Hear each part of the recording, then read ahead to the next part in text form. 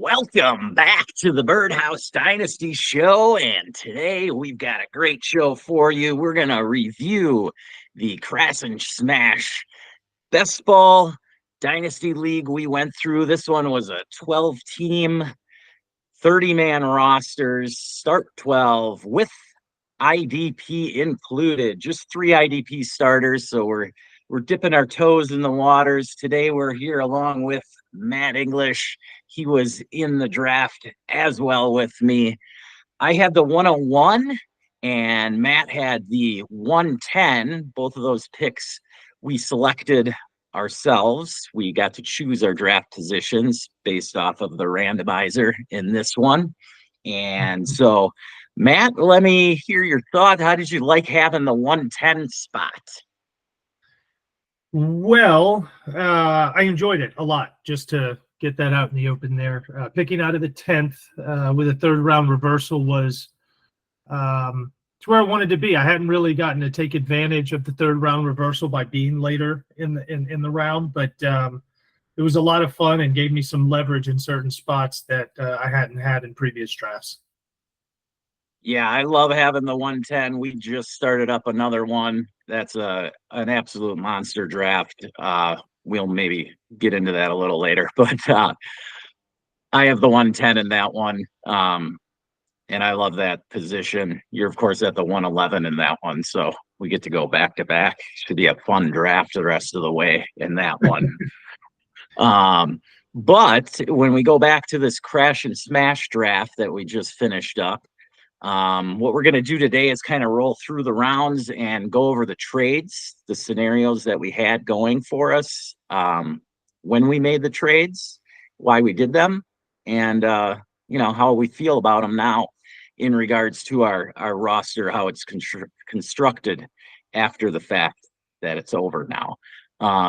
So if we want to get into the first trade, Matt, that you made, you're over here at the 110 spot. And so you started off with Lamar Jackson at 110. And then coming back in the second round, you had a chance to, potentially grab a second quarterback right away. But you decided to trade back a couple spots and get your guy Malik Neighbors. So just go through that thought process there. Right. So I took Lamar Jackson there in hopes the idea was to turn a dual elite quarterback right out the gates. But that kind of got spoiled there. At the 12 spot, Anthony Richardson was taken. And then right behind it was Marvin Harrison, which was, the other player I was interested in at that spot.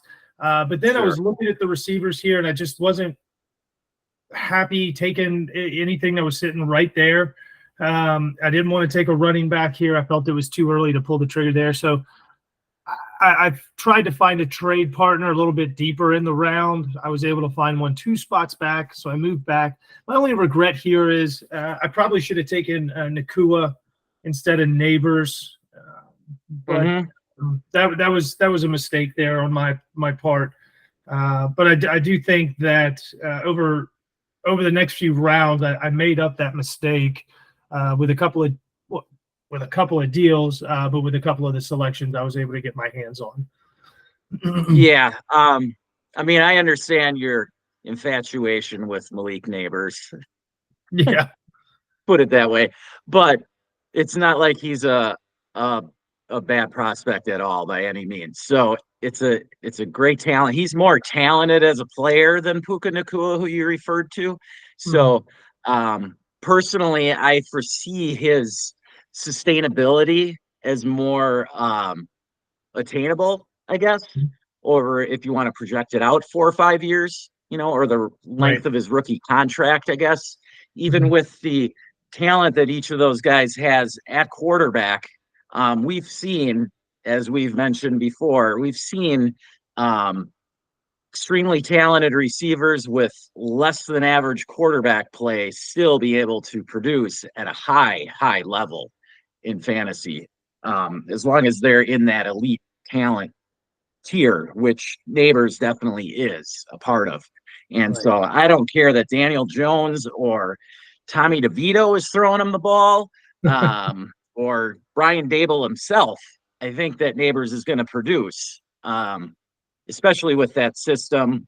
Dable coming over from the Bills a few years ago was able to produce monster seasons for Stephon Diggs there. And I think that's definitely the idea that we all have in our minds for Malik Neighbors going forward. Yeah. So you did get your guy there, and you were able to you moved up a couple of picks in the fourth. In the fourth round. Right. Yes.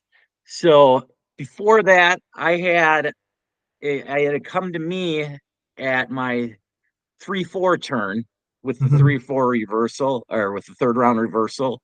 And I was sitting in a spot where I just couldn't believe that Trevor Lawrence was still available, even Brock Purdy.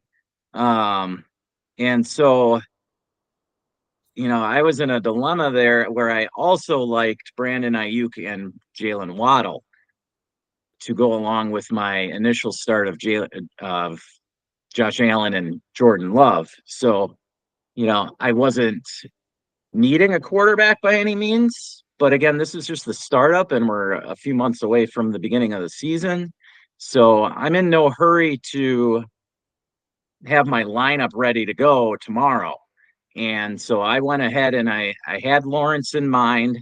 I just saw him as a better value on the market than Ayuk or Waddle. And so I put the picks out on the block to see what could come my way. But I wasn't able to acquire what I really wanted. I wanted to try and get some extra draft capital for future seasons. But nobody was budging on that.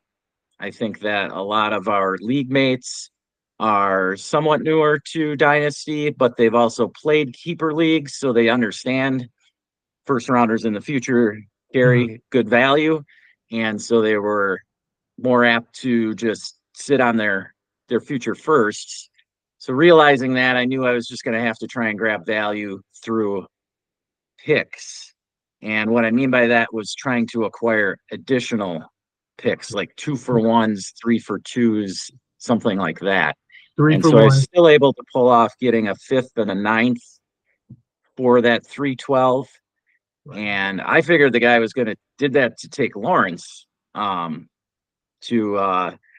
is that inadmissible. He got Patrick Mahomes at the 1-3. I figured he was looking to start off with a couple of quarterbacks there, but he went a different route and grabbed Kyren Williams, who I'm extremely fading right now. No holding back there. I mean, Kyren got volume points last season. By all means, great year for him, but I just personally, I think Blake Corum's a more talented running back. So, I mean, he'll have to deal with that. We'll see how that plays out this season.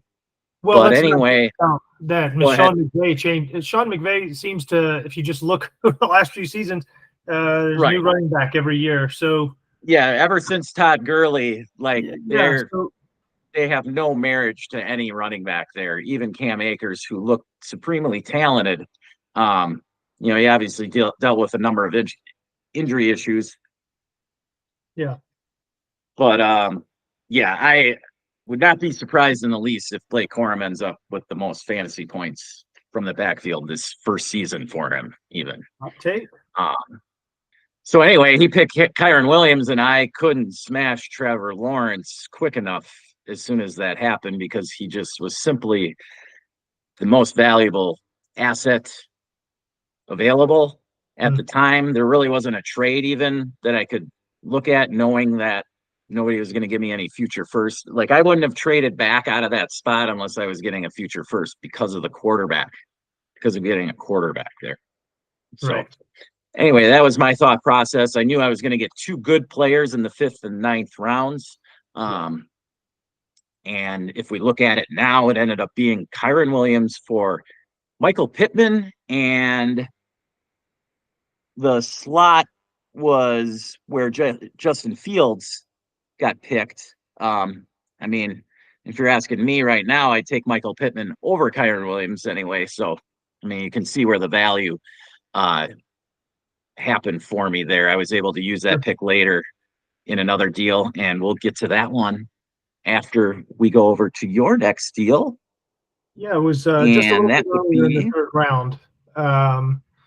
Yeah, just I don't know, a few picks earlier.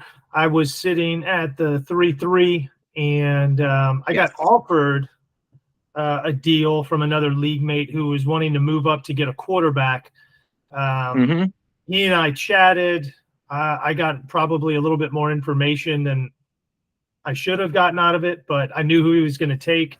I was able to it was pretty obvious he was going after Dak. You could tell. Right. Yep. And so he did. I traded back 4 or 5 spots there, and added got another pick later down the line that I needed to get, that I was able to turn into something. Well, hold on now. Yeah, because I got. You ended up getting Jaden Daniels with your pick. Yeah, I moved back, still got the guy I wanted, and then I added a 5th round while giving up my 10th. So, that's incredible value change there. Jumping from a 10th to a 5th is a nice, solid upgrade for sure. Yeah, you got Jalen Warren and Dak Prescott. I got Jaden Daniels, and let's see, what was it, the 5-7, and Devonta Smith. So, you can tell me which end you like better. I'm sure I know which one, but I felt very good about that deal. Oh, for sure. I mean, you can say what you want in comparing Dak and Jaden Daniels. One's obviously a proven scorer now, but is 30 years old. The other is the flashy new rookie who does fit the mold of the type of quarterback you were absolutely looking to target. So you missed out on A-Rich, but you grabbed Jaden Daniels, who is a similar type of asset. And we could easily be talking a year from now as somebody who's valued more than Anthony Richardson. Right. All right. So, and then you compare Devonta Smith to, that's who you got, right? Devonta Smith to Javonte Williams. I mean, he got Jalen Warren and Dak Prescott. I got Jaden Daniels and Devonta Smith. Oh, it was Jalen Warren. I got you. Now I see it. Just no comparison there. I mean, a solid top 15-ish wide receiver in Dynasty compared to, running back who's splitting a backfield. I mean, definitely possibilities there for Jalen Warren, but doesn't compare to Warren. In that backfield, I prefer Warren over Harris. Sure. I can definitely understand that argument, but when you're just taking 1 versus 1, I mean, there's really no comparison. You'd probably have to add, in my opinion, to me, I'd want like a first to drop from Devonta Smith down to Jalen Warren. I don't know that I would take just a second. For Devonta Smith, I wouldn't want Jalen Warren in a second, So I love the value you got on that deal. Next up, if we roll around the turn there on the 3-4, it came back to you. And as we can see, like I mentioned, I was looking at Ayuk and Waddle at the 3-4 turn. Well, they fell to the middle of the round there. And Ayuk went right before the pick you acquired from the People's Champs. Yeah. And so you had Jalen Waddle sitting there. And now with you having just drafted Jaden Daniels, Goff wasn't as much of a priority, I guess. Right? Correct. In fact, this was a really fun part of the draft for me. If you kind of follow my pick around, you'll see what I was able to acquire in these the 4th, 5th, and 6th rounds. Being able to get Waddle, who I was high on from a value standpoint, along with Zay Flowers and Devonta Smith, T. Higgins, and JSN. That's what I was able to turn around with in those 3 rounds there, or 4 rounds, I should say, 4, 5, 6, 7. Yes. All the deals that I had made and being able to line up right there and kind of put together my young wide receiver factory in a sense. all those deals were put in place to do just that. I didn't know it would shake out just like that, but I accomplished exactly what I wanted in those deals. Yes, you wanted those young wide receivers. It's uber important to me, at least in these dynasty startups that are 12 teams, start 10, 11, 12-ish. Rounds 3, 4, 5, and 6 to me are like the most important rounds in the draft to me as to what you actually do with those picks. Personally, those are the rounds that I want to be doing the most action in, because the value of the players is so very close, yet the opinions are very polarizing on some of these guys. And so if you can get the right guy to bite on wanting to make sure he gets his guy, that's where you can take advantage in these drafts of value. Because from my perspective, I'm more open to drafting 75% of the players in this area, right? There's not many guys here that I will not draft. I mean, basically to me, you can just eliminate the running backs and I'm willing to draft just about everybody else. All right. I like A-Chain. A-Chain I see as a guy who possesses that elite upside week to week. Right. That can definitely help you in best ball, especially. But all those other running backs in this tier, they're not elite. They're one tier down, I guess, from the elite dynasty backs of Bijan, Brees, and Gibbs. So, you're looking at Saquon, who's a little older, Kyron Williams, who we just discussed, and you've got who am I forgetting? ETN, and Barkley, Jonathan Taylor. White. Yeah.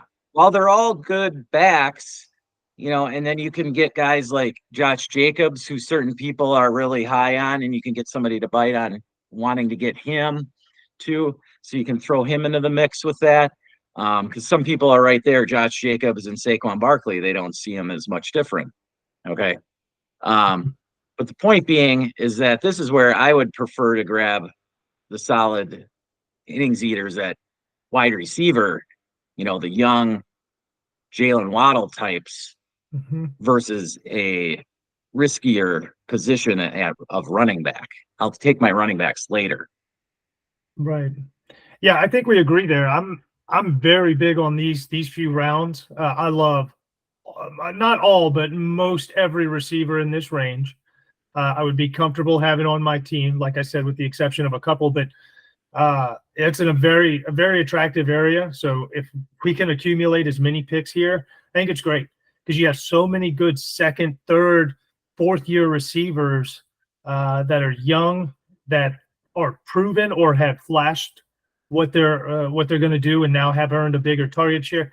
It's an attractive area to have action in, like you said. Yeah. And this is even an area where in some drafts you're able to double dip on the value accumulation, so to speak. Like, if you trade your third back to a fourth or fifth and pick up a future pick, right? Then you have that extra pick in the fourth or fifth round.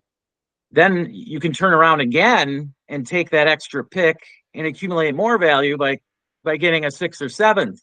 You know what I mean? And kind of just keep dancing around with that extra pick that you have. Just make your own selections, but keep accumulating that draft pick value. And it just kind of sort of, in financial terms, it would be like a compound interest type deal, right? You know what I'm saying? And that is just invaluable. Like, you can keep stacking up future draft picks. That's just money in the bank. Yeah. It might be only a third and fourth rounder and pay out like a security bond, but it's still extra. You're right about that, man. You're right about that. Oh, excuse me. Yeah, it was. I just love looking at it as the stock market and trying to take, my little value accumulations where I can. It's exactly what this is. The players' stocks value rise and fall based on their performance and tradability, age, all that stuff comes into it. And it's just like a stock, just like yes. And it's one thing when it changes based on performance, right? Mhm. But when it changes in the off season, especially during this time of year, that's where I like to really take a look at why. Okay. Mhm. It's the middle of June. There's absolutely nothing going on other than social media posts. Right. And that's what people are reacting to. If there's a drastic value change in somebody right now, why is that? Okay. Yeah. Like, now I mentioned Kyron Williams, and I don't want to beat a dead horse here, but he actually is sliding a little bit, right? And that's just because the market is starting to realize, like, okay, this guy was just a 5th-round pick. They just drafted Blake Corum in what did they get him in, the 3rd or 4th round? Third Right? round, I believe. Third round. Fourth. Okay. So maybe this guy actually is more talented. I don't think Blake Corum is as talented as Travis Etienne, but this could easily be that kind of situation where it was Etienne and James Robinson. Mhm. James Robinson, I love him. There's a special place in my heart for the guy. I picked him up in a number of leagues that August, and but we all know what happened to him. Even with Etienne missing his rookie season from the injury, the same story played out with James Robinson, where he was basically let go for nothing. And if you were keen to that in Dynasty at the time, you were able to acquire good value for James Robinson before the fall happened. Mhm. And that's what I would highly recommend anybody with Kyron Williams on their teams is to get out now. Yeah. Or if it's probably too late, honestly, right now. But if you can sneak them in the back door on a deal, so to speak, like maybe try to go acquire an elite receiver by putting your decent Jalen Waddle with Kyron Williams to go Mhm. jump up a tier at receiver, something like that, where you sneak in that value that Kyron Williams still has, because maybe not on his own, he doesn't look as appealing, but when you throw him into a deal, then it's not like, oh, I'm just betting on him. Right. Right. But Yeah, sure. it's There's definitely somebody. offsetting the risk. They're offsetting the risk. Right. Just like to pad our trades with extra picks here and there, especially if we're down tiering. Getting a pick on there helps soften any sort of blow that may happen. That player gets hurt. That player ends up being terrible. At least you got a pick out of the deal to try and help improve the situation. So it's the same idea. Yeah. Get another Yep. player into the deal. It's more attractive. So, yes, indeed. Yes. Some The players difference value the between same Kyron deal too. Williams, the difference between Kyron Williams and a draft pick, though, is one is a declining asset, and a draft pick, well, that never declines. So Right. Well, it'll fluctuate, but not based on stuff like that. right. The other example is a value fluctuating based on potential trade, landing in a new situation. I think we got a couple of those right now. I mean, I know T. Higgins signed his franchise tag tender, but that doesn't mean he can't be traded midseason. Will the Bengals learn from their mistakes and not let a highly valuable asset walk out the door again? Or will they actually Right. trade him? He doesn't want to be Right. there. They clearly are not interested in signing him. But wherever he goes, he's probably going to walk right into the wide receiver one role, which is increased target share. Everything goes up for him at that point, if he is the Yes. true wideout that we think he is, right? Same thing with I think AU. Oh, absolutely. Now, with all that Yeah. stuff breaking, like you mentioned, the social media stuff, wherever he goes, his target share is going to be bigger because there's no Debo, there's no Kittle. Absolutely. Ayuk's value he could be the one that definitely could jump up into being a for sure top 10 value at receiver. Just like if he went to the Chargers. So or anywhere else where he is the unquestioned number one versus being in that cluster in San Francisco where he's basically just been scoring off of high efficiency. If you can throw in volume on top of that efficiency with Ayuk, you've got a scary asset there. That one that would definitely move up in value even before any games have been played. You know, he goes to a team like the Chargers where they literally they have nothing there. They have Ladd McConkey, who never even got 1,000 yards in college. And I think he's a good prospect, don't get me wrong, but to just assume he's going to take over wide receiver one role is projecting, definitely. Stretch? Could you say that's a stretch? Slight stretch, yes. Slight stretch. Not out of the realm of possibility, but to be really honest, there's like a 20% chance that it happens. Right? That's high, man. You're nice. I'd be looking more at like a 75 catch, 850 yard season out of McConkey. That's more realistic, right? You get anything more than that, then you should be happy. But some of these people who are in love with Ladd McConkey are going to be disappointed with a season like that. It's not really a good way to play Dynasty, right? You have to be realistic about these assets, especially when you're dealing with rookies. Okay. There's Jalen Riegers out there. There's landmines out there. They happen. Yeah. If he goes 75 receptions for 850 yards and let's just say 3-4 touchdowns, he will be on my must draft list next year. Exactly. And that's when you can go out and buy him. Exactly. Let somebody else take the risk right now. You know what I mean? That's what I like with. Look at my receivers. Look at all of them. They're young, but they flash. They put up those Zay Flowers. JSN, he kind of got some looks we don't really know, but Devonta Smith did it. T. Higgins did it. I'm not a little bit more gamble on a rookie receiver, Malik Neighbors, but willing to gamble on elite prospect. Ladd McConkey might be drafted like one, but he's not an elite prospect. Sorry. Based on numbers and tape. No, he's not. Yeah, he's somebody that I literally, I think I got one share of, and it was a league where I had a number of draft picks. I also had Justin Herbert on the team, so it was just like a dart throw for me, really. That was the only league I ended up getting McConkey in any rookie drafts. Yeah. So it's just a thought process to think about, to use with those young rookie receivers that aren't the elite level of a Neighbors or Marvin Harrison. Once you get into that next tier, there's huge landmines there. And my process is to just let somebody else take the risk.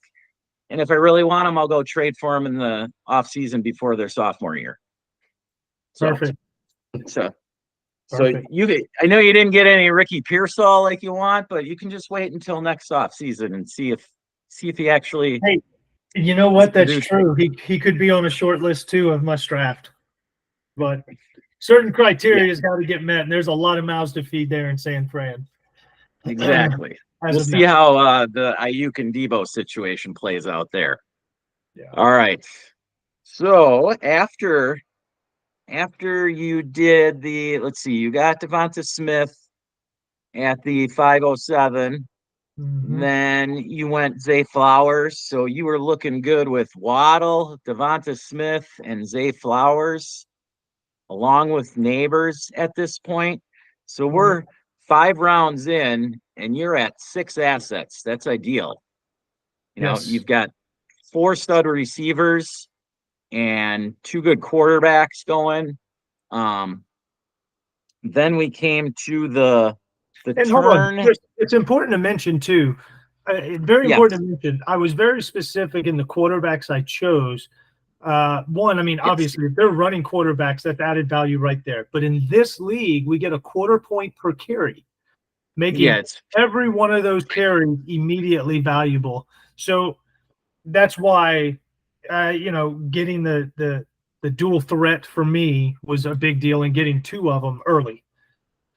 Absolutely.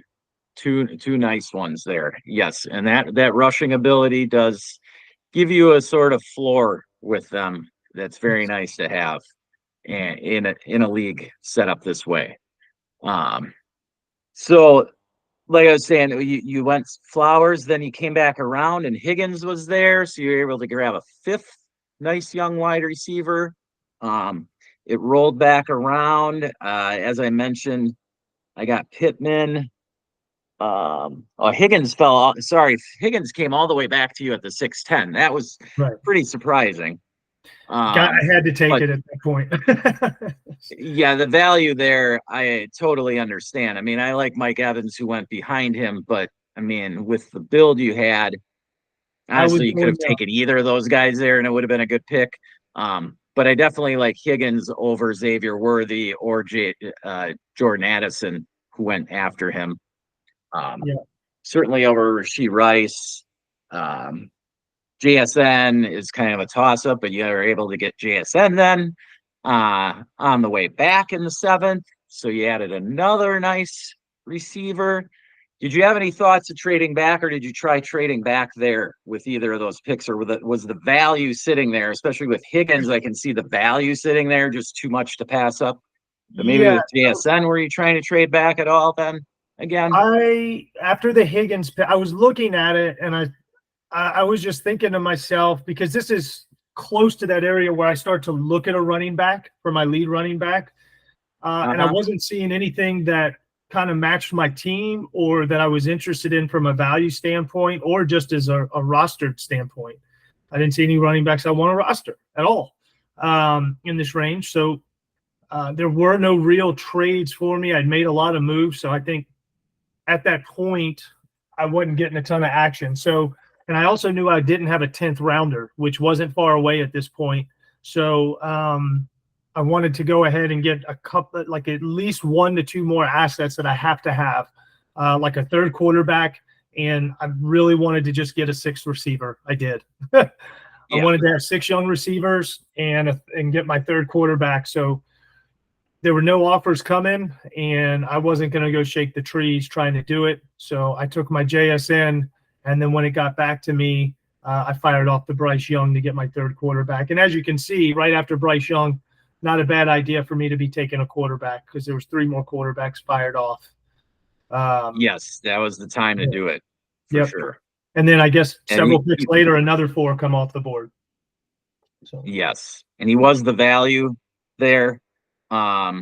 Personally, I like Will Levis more than Bryce Young. I know KTC's got Bryce Young a little ahead of him, but I just see Will Levis as having a higher ceiling. But he did go ahead of Bryce Young in this draft. Deshaun Watson also went ahead of Bryce Young. That you could argue either way. I mean, Watson's obviously hugely polarizing. He will never be what you saw in Houston. He will never be that again. So we'll see. I hope that's not the case, but I understand the feeling of that. I would say it's probably 80% chance that he's never again that top 5 fantasy quarterback. Yeah, I just don't think we'll see it. No, but you never say never. I mean, all it might take is an injury to Myles Garrett or 1 or 2 other players on their defense, and then all of a sudden he's having to throw it 40+ times a week, and he's actually staying healthy. And then he's just accumulating points by volume, right? Yeah. Crazy things happen. That's why I'm saying the possibility is still out there. I mean, Joe Flacco averaged over 20 points. That's fair. A game for that Cleveland team last year. So when they started spinning it around, all of a sudden it's like, oh my gosh, look at this offense. Hey, it's there. So you never know with Watson. We'll see. Yeah. So prior to those 2 quarterbacks, I just wanted to mention, normally I would not have taken a running back by this time either. There are certain cases, though, and you get an elite talent like Derrick Henry, Hall of Fame level, 0.25 PPC. I knew what I was looking at going forward. I already was set at quarterback, so I didn't need to grab Will Levis or Watson or possibly Young, Mayfield, Cousins, any of those guys. I just figured I'd take my shot on my guy, King Henry. I got a soft spot for him, but I don't feel bad about it. I'll say that because he's definitely a guy who could finish top 5 this year. Depends on how many touchdowns he really gets, honestly, because I think the volume will be there. He's going to get 1,000 yards, barring injury. That Ravens offense could be real scary this year. We'll just say that. And then I was able to get the first stack for Jordan Love right after that. This is why I wanted to bring it up, because I was going back and forth. I really wanted Debo at this time because of the value spike he presents in best ball. And so I almost took Debo and Jaden Reed, but I decided to go the route of getting one hammer running back, just so to speak, that I could call it a hero running back. Yeah. To simplify it. I was just able to get a hero running back later on because it was Henry and he's older. So I went ahead and took Jaden Reed, but I kept my eye on Debo Samuel. I figured he would have gone within the next couple of picks right after that because he was the top guy sitting on the sleeper board in the draft room. But he kept falling. And so that's when I was able to use the extra pick that I had acquired in the earlier deal where I traded that 312. Yeah. So Crackhor was sitting there at the pick is it 806, and I had my 9th and 10th turn picks, and I had that extra pick from the 9th that I had acquired. So I really wanted to grab Debo, and I knew that Crackhor is somebody who's willing to deal, and so rather than just offer him the 9th and 10th for the even swap, where I would have gotten his 8th and 11th, that would have been so even, so to speak. Like I would have been moving up as many as I was dropping. Right. I just threw in the 9th rounder rather than the 10th rounder, which was just 3 picks later. But what I'm getting at is how you present the deal. Yeah, it looks different. It looks a little different, but you're really not giving up anything, because all I was doing was giving up 3 picks, but instead of a 9th and 10th, I was presenting it as 2 9ths. Yes. And Crackhor took it. Didn't take that long. He looked at it. He probably just saw it as, I can get somebody similar in that range, which isn't that far off. I just saw Debo as a more exciting player than the rest of the vanilla receivers like Kirk and McLaurin. So I wanted to get my hands on Debo. I don't have many Debo shares, so I was just kind of excited to get the guy on a team. I'll be honest. And so that's how I was able to pull that one off, by sort of presenting it and not having to haggle over the deal then, just in the way I presented it. Well, I think you said something very important there, that Debo, okay, regardless of your opinion on him or where you think he should be ranked, you brought up the important part here is the spike value he presents in best ball, because it's best ball. Yes. And so some of those players that normally you're like, not here. I need something that is right. Level. I need a level, sustainable player here instead of the volatile up and down roller coaster. Yeah. And in best ball, you can have some roller coasters, and that's a good thing, So yes, very important. Yes, I mean, I love Debo in a best ball format opposed to a lineup league. Put it that way.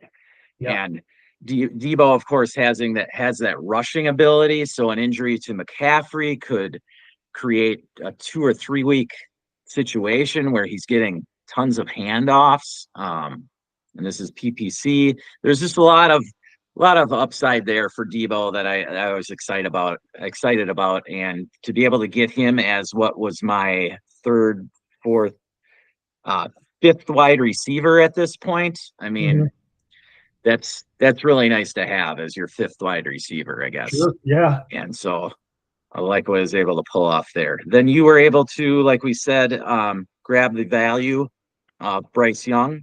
So you added another nice young quarterback with a little upside. I'm not totally in love with Bryce Young, but I understand. at this point, you're looking at Young or Baker or Cousins. Bryce is obviously much younger than those two guys. So yes, I'm with betting your on build, Canales here. This is a Canales bet, and everything that we've seen him do over the last few years with quarterbacks that seemingly were not good or done or lifetime backups, career backups going to be. And he did it with Geno. He did it with Baker. And it looks like they have done everything within their draft capital and wallet to surround Bryce Young with the right pieces he needs to succeed as a quarterback in the NFL. So, and in this draft, I bought into that heavily. You'll see that in later picks. But, he's my third quarterback. And so hopefully I'm only using him twice a year. But well, it's best ball. To be good. And I think by the time I need him, he'll have several games under his belt. And hopefully he'll look a lot closer to what we saw out of Baker last year. Yeah, it is best ball. And so, he could see your lineup 5 or 6 times. Yeah, that's true. That's true. Fair enough. But anyway. But yeah, that's what I was betting on there is Canales and his quarterback whisperer self. That's right. Yeah. So let me slide down the board here a little. And my next pick was a big trade. Yeah, let's get to you had some good action here because we're time sensitive here a little. Let's get to your action here in the 9th, 10th, 11th, and 12th rounds. Right. So it was coming up on my 9th pick, and I realized here again, oh, yeah, I don't have that 10th pick. So I started putting feelers out to get a 10th rounder. And I got 2 bites. And one of them, I just did a deal to acquire the 10-4 for the 19-3 and a 2025 fifth. Okay. Yes. You can great deal. You can have your feelings there. That was a big deal for me. And then I don't know how this happened, but I offered a similar type of deal for the 10-5, and then he came back with this offer. He wanted my 9th round pick, the 9-3, which I was about to take, for his 10-5, his 11-8, and his 12-5. And that plays into just knowing your league mates. Like, you got to know what they value, what they don't value. Like you said earlier, I know that you had just wanted a future draft pick, right? And it was just a 5th rounder, but the guy came back giving you a 12th round startup pick instead. Yeah. So it's this one. I mean, I get 3 picks, so I net 2 picks here. But I also know in your league mates, I know this guy's a huge Cleveland fan. I was going to draft Njoku. He was next on my board. I needed a tight end. I don't really need it, but he's a good tight end that at that price point, I was willing to pay. But he was willing to pay a whole hell of a lot more than I was. And so I net 2 picks from that. And you can see from those picks, I gave up Njoku, but I got Tajay Spears, Kendry Miller, and Xavier Legette. And I got Jake Ferguson with that other 10th rounder that I traded for. So yeah, so there you go. I mean, Ferguson and Njoku themselves are a toss-up, and you got everything else after that in addition. I actually feel like Ferguson's probably a safer bet because, I mean, if you look at Njoku's numbers last year, all that production came from Flacco, not Watson. Yeah. I mean, I'd be happy with either of them, but your point is taken. Definitely, I do personally see that for Ferguson as a more steady projection going forward, as long as Dak does stay in Dallas. Now, we don't know that he'll be there, but when you look at the receiving core in Dallas and the fact that they didn't add anybody in the running back room, Ferguson is definitely going to be heavily involved in the passing attack this year. We can say that for certain. Whereas Njoku, like you said, he was more volatile. He definitely stepped it up last season, and we've seen flashes from Njoku in the past, but we'll see if he's able to sort of maintain that consistency of finishing in the top 6 again this season. Okay. The talent's there. So again, it'll come down to his quarterback play, honestly. Absolutely. But yeah. going, let's just bring this to I'm going to go back and just bring up your team, how it finished then, Okay. and show you guys out there. Let's see here. Wait, I got to do it on this screen here. Okay. It was a good draft. Like I said, most of my goals I hit. I mean, were there players that I missed out on? Yeah, of course I did. But I mean, that happens all the time. But I treat, like you mentioned, stocks, like trading stocks and watching the market. If you treat this as such, like it's like they're your stocks, and you treat them like stocks, man, you'll be so much more successful when you just cut the emotional attachment out. You can go get what you want, and accomplish your goals. So I think I was able to do that. I stayed young. I soaked out some value in those middle rounds that I wanted to.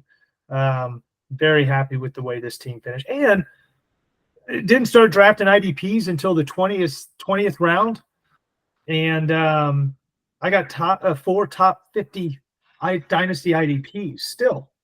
So yeah, talk about that a little bit. Again, this was in an IDP league, so for some of you out there who might be starting IDP leagues, I know they're becoming more and more popular. There's finally a decent scoring system set up for the IDPs, and just share that and I guess your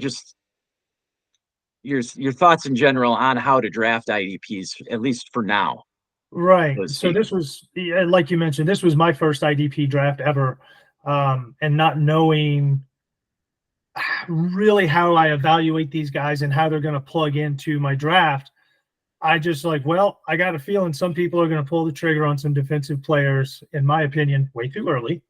And I'm going to take advantage of that. So I just decided I am going to draft nothing but offense until that pool starts to dry up a little bit. And then I'm just going to go all defense, because there's so many defensive players that you can find the value later. You don't have to just go get them. Now, if you want some of the guys who could boom huge weeks, and you want your Micah Parson or you want your TJ Watt, go get them. By all means, go get them. That's not where I'm putting my value picks. That's all. I found that if I wait later, and we'll find out as this year goes on if my picks actually work out. But I found that I was able to find a lot of value deeper in the draft in the IDPs. Yeah, as far as I'm concerned with the IDPs, I don't know where the rest of the league is going to value them at this point. Like, I don't know if Micah Parsons is as valuable as CeeDee Lamb or Amari Cooper or Christian Kirk, or even lower. I'd give up Amari Cooper for Micah Parsons. Yeah, I would too, but I don't know that the rest of the league is going to. And right. So no, I get that. That's where I'm just taking it easy on the IDPs for now. I'm still just waiting back, looking down the board and seeing where that value is accumulated. Because like you said, I mean, the defensive player pool is so huge. And on a week-to-week basis, there's injuries that occur at linebacker all the time. You can just plop in a guy, pick up a guy off of waivers that's getting a start, and is going to get you 7 or 8 tackles. So yes, that would kind of hinder your upside on the sack artists. So, but I'm going to look and see how that plays out. And then, if I really need to, I can always trade for one mid-season. That's true. It's hard to have a value chart right now on the defensive players. So that's why I'm kind of taking it easy. I'm sure soon, maybe Keep Trade Cut will finally involve IDPs. They just haven't yet. And so we'll kind of wait and see on that.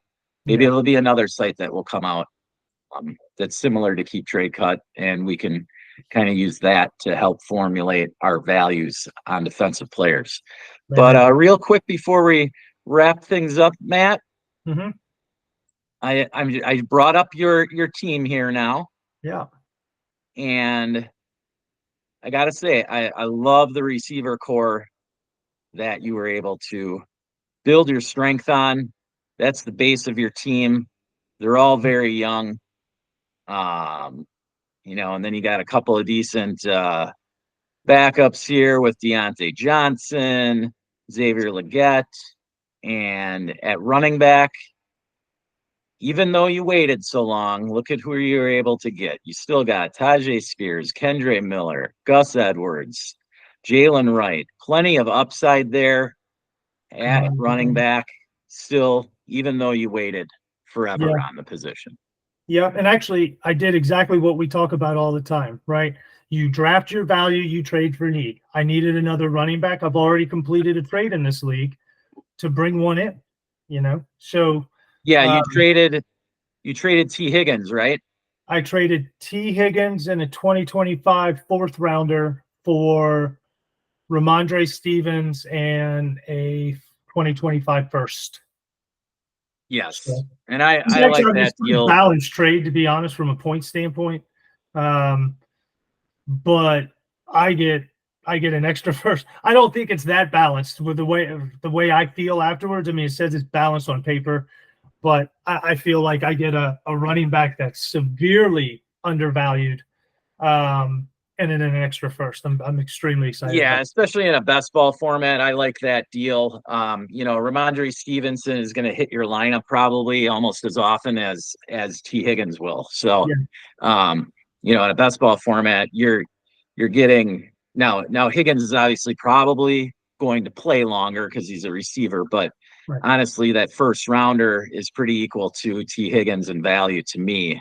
So you really just got to free Ramondre Stevenson from my viewpoint, at least. So, all right. Well, thanks for sharing on your team, Matt, today. Can take a quick look at my team, guys. Those of you who've listened to my podcast and seen my drafts, you're probably not shocked. I loaded up at receiver, grabbed the late running backs. The one notable pick earlier would be Derrick Henry, and that's just more of a personal bet on Henry for 1 to 2 seasons. But I also waited on the IDPs and was able to scoop up some value late. Look at these guys: Brian Burns, Micah Fitzpatrick. They're near superstars on defense. Just had bad seasons last year, and so just willing to take a bet on that. Ezekiel Elliott's another nice pickup you can grab late. Older, but definitely will get the volume this year. So, any last thoughts, Matt? Yeah, I'll tell you. I think we both have similar strategy thought when we approach this, and we drafted from different sides of the board. But both of us wanted quarterbacks. We wanted lots of receivers. We weren't taking a running back until later. Even though you went earlier than I did, you did it for a guy who's got a big upside here in Baltimore now, right? Right. But then you stayed true to that and drafted value, and lots of receivers. Yeah. But our rosters look completely different. So the idea is, just because you have the same idea doesn't mean the rosters are going to look the same, or that they'll mirror each other. Same ideas that we went after. Lots of deals were made, but our rosters look different. And truth of the matter is, I can make the playoffs in this league year one, but I'm building something to be able to kind of steamroll for the future 3 to 5 years. So you definitely drafted a team for years 2 and 3, whereas and it goes down to the quarterbacks. Who you select in the first couple of rounds definitely shapes how you build the rest of the roster. Yep. I got Josh Allen, and I don't want to waste any seasons of Josh Allen. The guy is the top guy in football. Why would you waste any of those seasons? On the other hand, you have Jaden Daniels and Malik Neighbors and everything. So you needed to build around that as your base. And so it's understandable from both perspectives, but that's why I was taking more of the Derrick Henry type, and then Ezekiel Elliott later, as well as some more steady Eddie receivers in Michael Pittman, DJ Moore, Deebo Samuel, those types. So that's just sort of how the build developed. But again, in the end, we both have a very similar roster construction that's proven to work. And so hopefully some of you out there got something from this from us. And we want to wish you all good luck in your drafts during this fun, happy startup season. We'll be back with more in the Birdhouse soon. Thanks again, Matt. Thank you for having me, Chris. I can't wait to break down this I'm not even going to say it yet. I'll let you do all that stuff. But this next draft we're doing, I can't wait to start talking about that one. Yes, the next one we built the next league as pretty much the ultimate football league that you could develop. It's a 53-man roster, start 11 offense, start 11 defense, plus a kicker, Bestball format. We're basically building a real NFL team here. And so you all out there can look forward to that. We hope that it revolutionizes the game for us all that we love in fantasy football, particularly Dynasty. So with that, for Matt English, we're going to sign out today. Peace out. Thanks for joining.